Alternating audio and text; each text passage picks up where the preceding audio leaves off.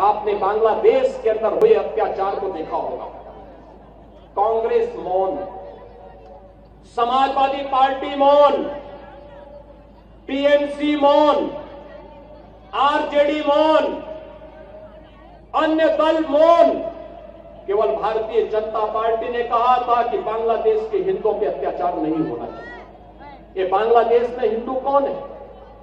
बहन और भाइयों, ये सभी दलित हिंदू है, दमित हिंदू है।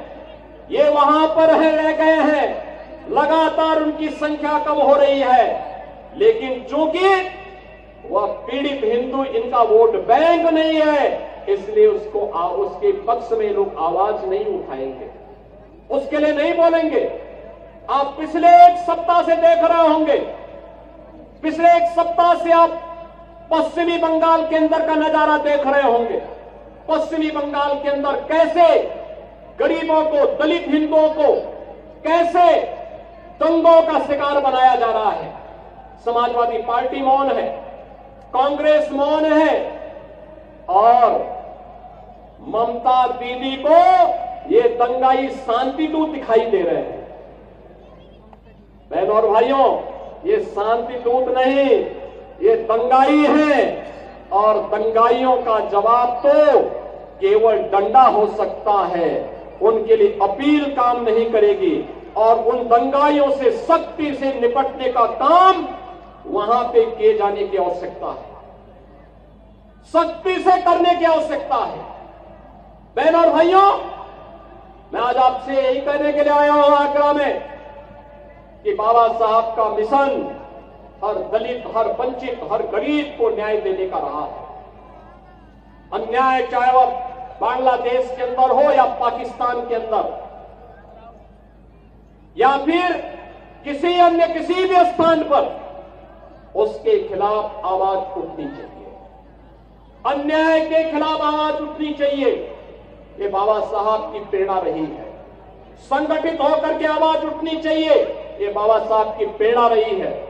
और उसी प्रेरणा के लिए आज आप सबका आह्वान करने के लिए मैं आपके बीच आया हूं। सरकार आपके साथ होगी, आपके सुख दुख में शायद दो डबल इंजन की सरकार सहभागी बनेगी। सरकार आपके हितों के लिए संगठित करने के लिए पूरी प्रतिबद्धता के साथ कार्य कर रही है, आगे भी कार्य करेगी। बाबा साहब के सपनों को साकार करने का कार्य प्रधानमंत्री मोदी जी के नेतृत्व में ये डबल इंजन की सरकार पूरी मजबूती के साथ खड़ी होकर के करेगी। और उसी को ध्यान में रख करके आज मैं कहना चाहता हूं, जो लोग कह रहे हैं कि उनके लिए, कुछ लोग कह रहे हैं कि उनके लिए संविधान से बढ़कर के शरीयत है, तो मैं भी उनसे कहना चाहता हूं कि भारत तो बाबा साहब के द्वारा बनाए गए संविधान से चलेगा। जहां शरीयत का कानून लागू होता है उनको वहां जाना चाहिए। भारत के अंदर भारत की व्यवस्था बाबा साहब के द्वारा बनाए गए संविधान से ही आगे बढ़ेगी, और यह हम सबको दृढ़ भाव के साथ कार्य करना होगा। ऐसा नहीं कि बाबा साहब को लालच न दिया गया हो। याद करिए, जब हैदराबाद के निजाम ने बाबा साहब को लालच देने का काम किया था, और वहां पर उनके रजाकारों ने वहां के दलितों पर, वहां के दमितों पर, वहां के हिंदुओं पर अत्याचार करना प्रारंभ किया था, तब बाबा